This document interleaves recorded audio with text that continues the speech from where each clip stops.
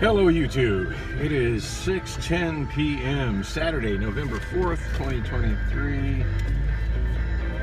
Yeah, I'm only giving myself 50 minutes to get the factor right now. I was trying to give myself more, you know, the usual shit. Just got a little delayed trying to get myself out the door, which... What are you waiting for, dude? There is no additional traffic.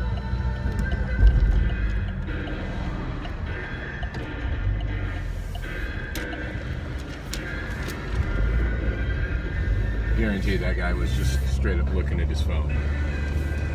I hate being stuck behind somebody at a stop sign or coming out of a driveway that's just sitting there when there's no traffic obstructing.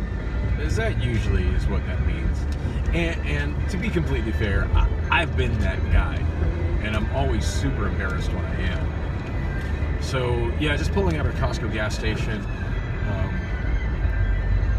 By the time I got home from Factor this morning, I didn't get a chance to really look good at my gas gauge because it was dark, and as I've explained before, the light bulb behind my gas gauge is burned out, so I can't see the markings. I can see what angle the gauge is at, but I can't see where it is on the markings on the gauge, and I didn't bother to shine a light on it. But hey, at least I remembered that I needed to get gas before heading to work.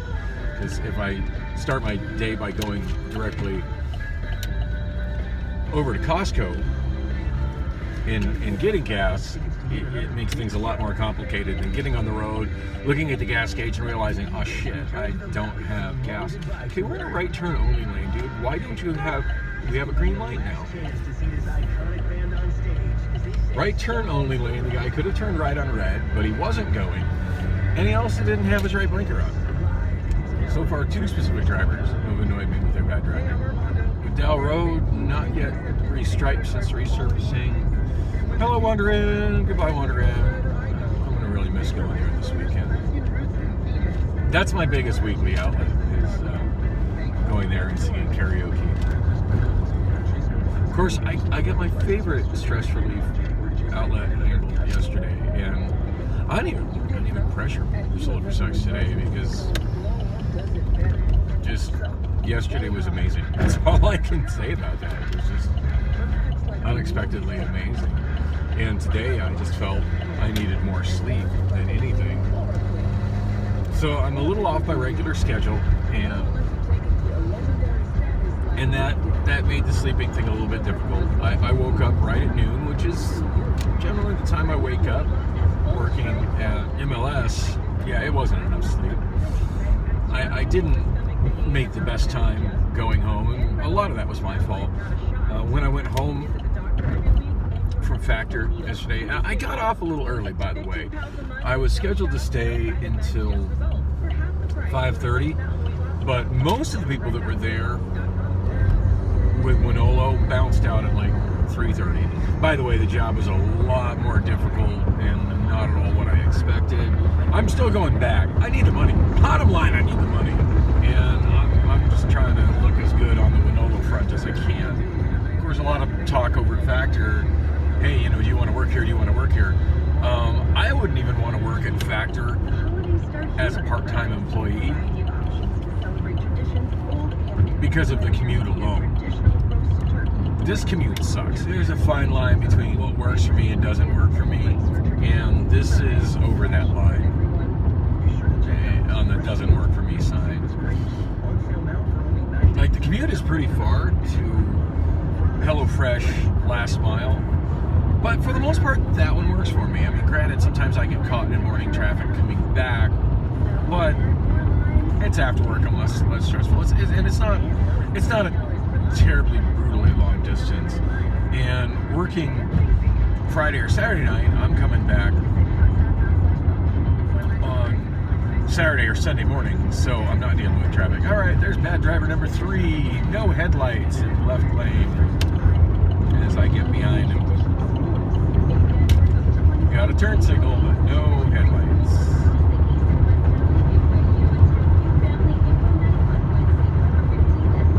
Yeah, that could become a theme of all my nighttime driving videos. It's just how many minutes of video it takes to get Because it happens every damn video I do where I'm driving at night. I just can't imagine being that oblivious to your headlights not being on. Then again, once upon a time I did get a ticket for no headlights. But to be fair, it was in a taxi that I'd never driven before, that I wasn't accustomed to. And I was driving on very bright roads, which this is. So that guy's got that going for it. And by bright roads, I mean, brightly lit. There's lots of street lights, so you're not, driving in the dark with your headlights on. And yeah, guys going on down the ramp, still no headlights on. I didn't have a chance to look at traffic, by the way, so I don't know what I'm facing. I know I don't have time to surface street it, so I'm taking my chances on the freeway. For some reason this morning, when I was trying to use Traffic View coming home, which it turned out I needed, at one point, and I want to say that was around when I was coming back about I-10 and Loop 101, it just stopped working. I'm out of data, and I'm going to be out of data for a while with Mint Mobile on my iPhone. I'm not quite sure how I blew through it so fast, but I did. And it's not particularly functional for Traffic View because of it. I don't think it had Google Traffic and Google Maps. Google Traffic's a feature of Google Maps. I don't think it had it installed because I'm constantly having to offload every time I export another chapter of my vlog. I'm having to offload pretty much everything, and I don't often have the time when I'm on a good Wi-Fi connection to put Maps back on. And a lot of times I just don't, because I know how much space it takes at this point, because Maps, like everything else Google, has become pretty bloated. So, which reminds me, I was turning I open up Obama phone right now in hopes I could get Maps to load off of it, since I'm hitting heavier traffic than anticipated. And I'm so sick of that song still. that Bryan Adams song, like, I burned onto that when that was a current song, and I'm still not ready to have to hear that again. Turn that damn noise off.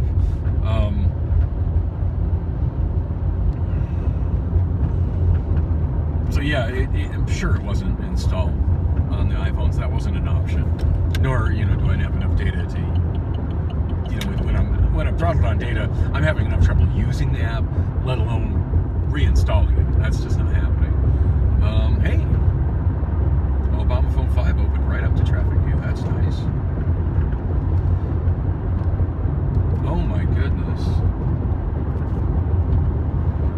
So it looks like I'm good to go on I-10 outbound.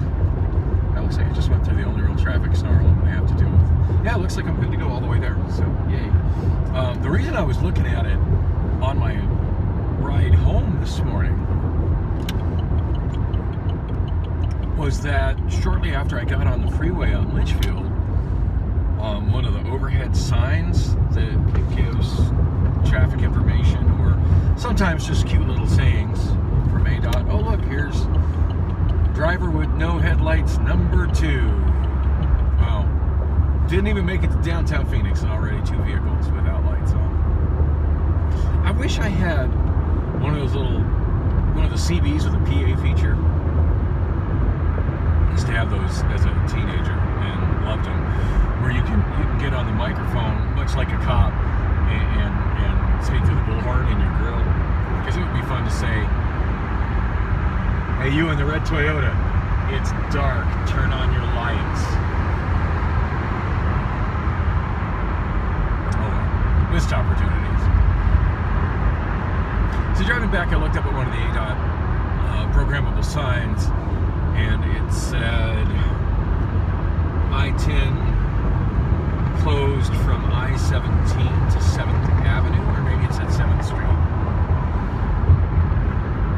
Either way, I-10 closed at the stack is what that translated to for me. And my problem isn't finding an alternate route to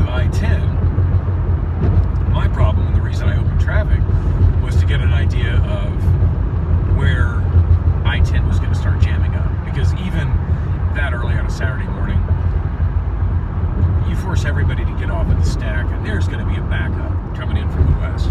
Because most I-10 traffic just keeps going straight on I-10. That's how the road is designed and engineered for traffic flow. You cut that main flow off, and it doesn't matter how empty I-17 is going north and south, it's not going to handle all that traffic. Plus, those are slow ramps, so it's going to slow people down. And if people, slowing down, there's going to be a backup effect to that. Well, it ended up being backed up slightly to the other side of 35th Avenue, so I had already decided, well, I'm going to get off at 43rd. I was trying to monitor traffic as I was coming in to see if maybe that situation changed, because the backup can move from 35th to 51st really easily, and I didn't want to spend 30 minutes of my time trying to get from 51st Avenue to 43rd Avenue. So I'm trying to keep an eye on that. I mean, granted, I'm not staring at my phone as I'm driving, but I kind of left it open, and then I went to look at it later, and suddenly traffic view had disappeared. Like, I had the map, but no traffic. And I'm thinking, well, I got my hotspot on Obama Phone 5, so let's open up Obama Phone 3, see if that works. Because I've never uninstalled Google Traffic off of it. And Google Traffic generally seems to work better on Obama Phone 3 as long as there's bandwidth for Obama Phone 3, which generally it has from Obama Phone 5. But then Obama Phone 3, same thing. It's almost as if traffic view wasn't turned on. My map is there, but no traffic view. But at least in its network settings, it showed me that it was getting no internet from my hotspot. Which is weird. Like, I looked in my text messages and I didn't see anything on Obama Phone 5 to indicate that I had run out of data or anything. So I don't know why my data was so throttled, other than Assurance Wireless just absolutely sucks, and that's just how bad of service T-Mobile thinks is acceptable for people that are on government assistance wireless programs. It is what it is. Speaking of which, I found an Obama phone recently. Somebody else's Obama phone. I want to talk about that in the near future, but probably not on this trip, because I've already started talking about enough things on this trip that are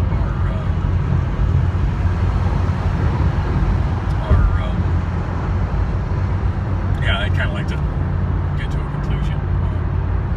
So anyway, yeah, driving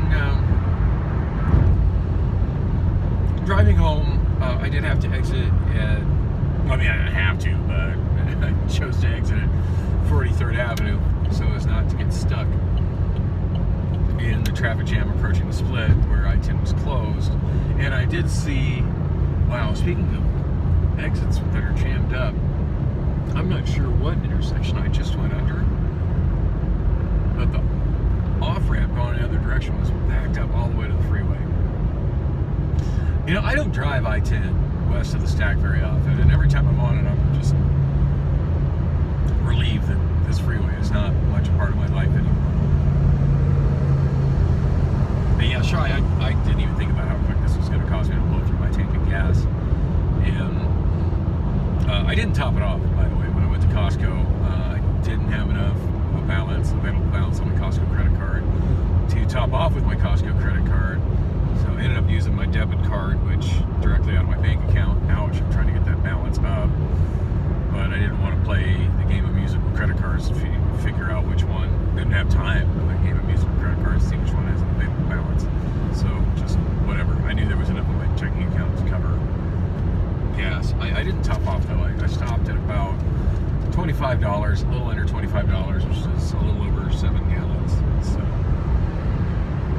it's sitting, without me having the being able to see the markings of where I am on my gauge because of the lack of backlighting in my gas gauge.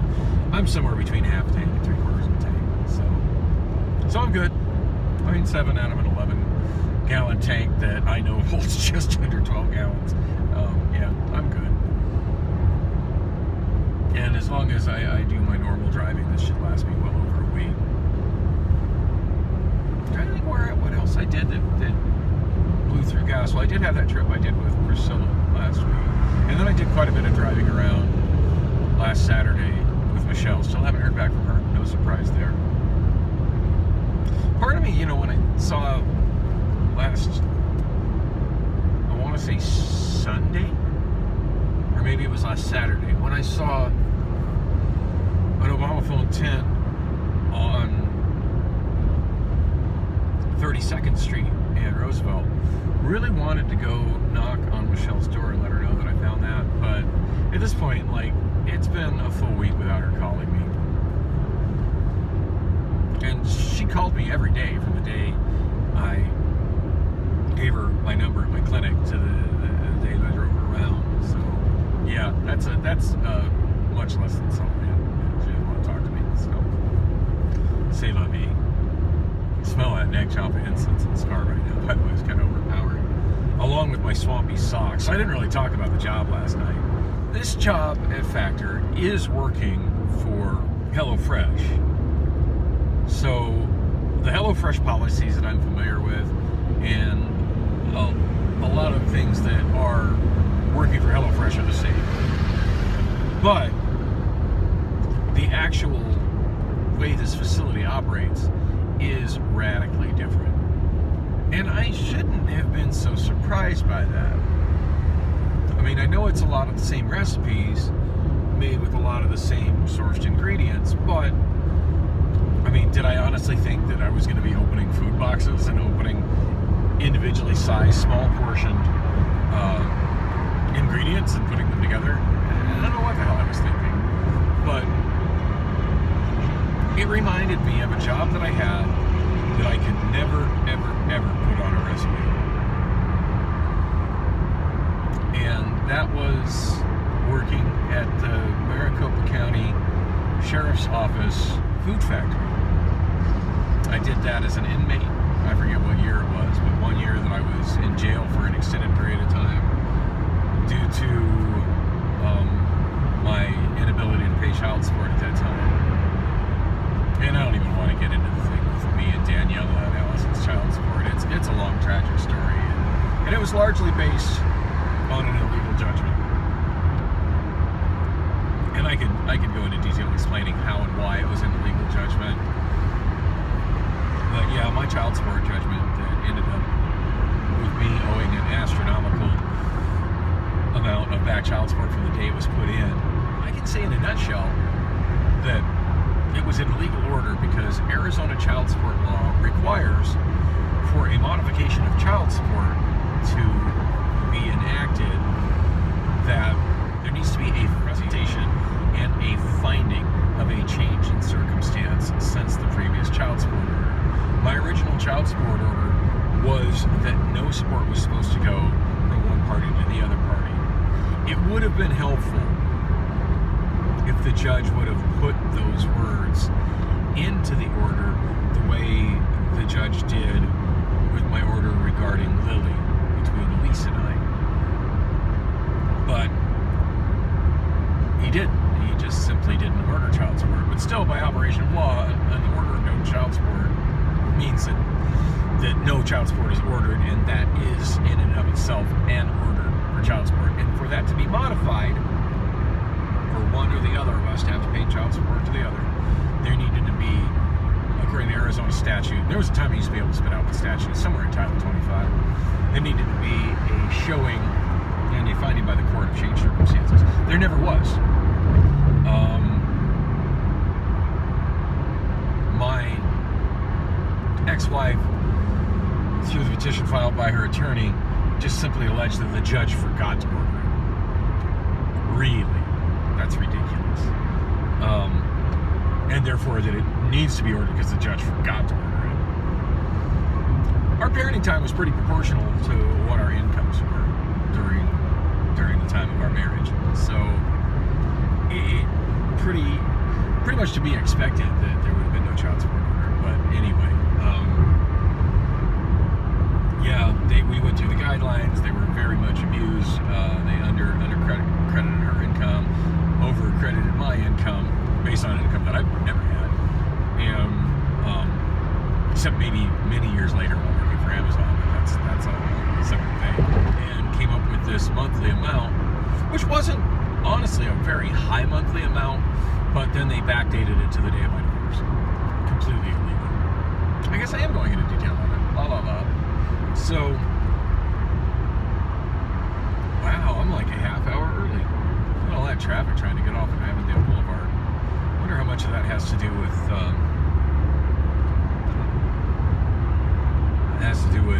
NASCAR. Anyway, so I was in jail for an extended period of time on a child support hold, which is not a criminal thing, it's a civil thing in Arizona, but you end up being housed with sentenced criminal inmates. And until you can get on some kind of a work program, which they were never able to put me on, like a work program where you're going out, like a work furlough program, they were never able to put me on because of my mental health and internal orders surrounding my mental health, which is ridiculous. Like, what the family court was doing was saying, well, he needs to do this, and he needs to be able to come up with this income and come up with this income because he's lying that he has mental health issues and shouldn't work. Meanwhile, my diagnosed and documented mental health issues within the Maricopa County jail system and determinations by their main psychiatrist, whose name I forget, Dr. Garcia. Dr. Garcia. Not gonna lie, Dr. Garcia is one of the best psychiatrists I've ever had. And I kept going back into jail enough that when I'd see him, he'd remember me, which was pretty wild. But anyway, pursuant to the jail's own internal stuff, I wasn't able to go to work to leave on an external job. Now, at some points, they didn't even allow me to do work as an inmate. At this particular time, they were allowing me to do work as an inmate, but there was certainly a note that if there were issues, I was to be taken back to housing due to, and then I was not to be penalized for it because it was mental health. But, well, I went to Izard, only one more exit to go after this. Anyway, I was working at the food factory, and that's what factory reminded me of, was the MCSO food factory.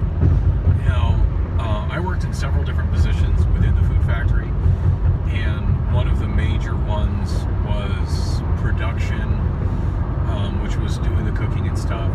And there was one that I worked that was similar to what I was doing last night at Factor, and I forget what it's called. I want to say maintenance, but maintenance is more repairing and servicing equipment. It's not janitorial, sanitation. That's what the department is called, sanitation. Within Factor, everybody wears these hairnets that are full face hairnets. There's a hole in the face for your face, which is good. It's I find it actually less awkward than a separate beard net, and I got quite a bit of a mustache and beard right now. So they're all color coded by what position you're on. That way the management can identify which drones are which drones, by their color hairnet versus trying to figure out what they're doing. Sanitation is green, so I was in green all last night. I do remember that being a position within the food factory, and it was one I absolutely didn't like because it consisted mostly of being in a super wet dishwashing room that felt like a sauna, where you just got soaked while everybody was just spraying giant cooking stuff, because the proportions that you end up cooking are just ridiculous. Like, they have vats for making stew and sauces and stuff that are like the size of a trough, like you would feed livestock in. I'm talking like just smaller than a bathtub type thing. So give you an idea, like some of the size of the cookware that is being cleaned. It's just ridiculous. And I guess I shouldn't have been surprised by that. Of course that's the portions they're cooking stuff in, because they're preparing, just while they're all individually portioned meals, those are all being portioned out into the microwavable trays from just huge batches, because there's just so much of the same recipe being made up. So even though they're the same recipes that are used by HelloFresh in portions that are sent out for 2 or 4 people, they're doing it in huge quantities. This should have been a no-brainer to me. I don't know why I didn't think that that's how it was going to be. Oh, yikes. That was awkward. Although, to be fair, most everybody was kind of blocking the crosswalk, including myself a little bit. So yeah, didn't like being in the dishwashing area when I was in the food factory for the Maricopa County jail system, and I didn't like it last night. I mean, I did it. It's work. I need the money. I didn't really understand that that's what the environment I was going to be in. I came dressed for working in cold storage, like what I normally do at HelloFresh, and I had all my layers, and I layered up, and of course I'm suddenly working in areas like a sauna, so I'm literally cooking in this clothes. At one point I'm like, yeah, I gotta go change out my clothes again. And the worst thing was I didn't realize what that would mean for my footwear. I'm just wearing my regular Nikes and some clean socks that Priscilla gave me while I was at her place, so I didn't have to buy new socks or double back to my place. Yeah, my feet just got soaked. They were so sore. And I probably should have taken a picture I could have saved, but I only took one picture with Snapchat and sent it to Priscilla. So yeah, they were very wet and sore. And that was a large part of why I knocked out early. Now granted, I only left maybe about a half hour early, so I did do the majority of my shift. By the way, giant warehouses going in here on the right on Litchfield Road, which is wild because you've got residential that was built in like the 60s and 70s on the left, and it's odd to me to see brand new ginormous warehouses going in on one side of a road and legacy residential on the other side. But at this point, that neighborhood's kind of a ghetto, so it's not too unusual. So yeah, my feet were just so wet and sore by the end of the night. They're still sore from yesterday. I'm a little more prepared today, but the reality is that what I really need is like rain boots. I think they're called slickers or whatever, but like boots that you would wear for walking through rain or working where you're standing in water. And they make work boots like that, but they're very expensive. And yeah, I'm not paying for that for working probably one more shift, which is tonight. You know, there are people like, oh yeah, well, you're working this job, you should invest in blah, blah, blah kind of boots. I'm like, yeah. Ouch. No, I did not see that curb there. And the shade opening wasn't the width of what visually was the width of the entrance to the parking lot.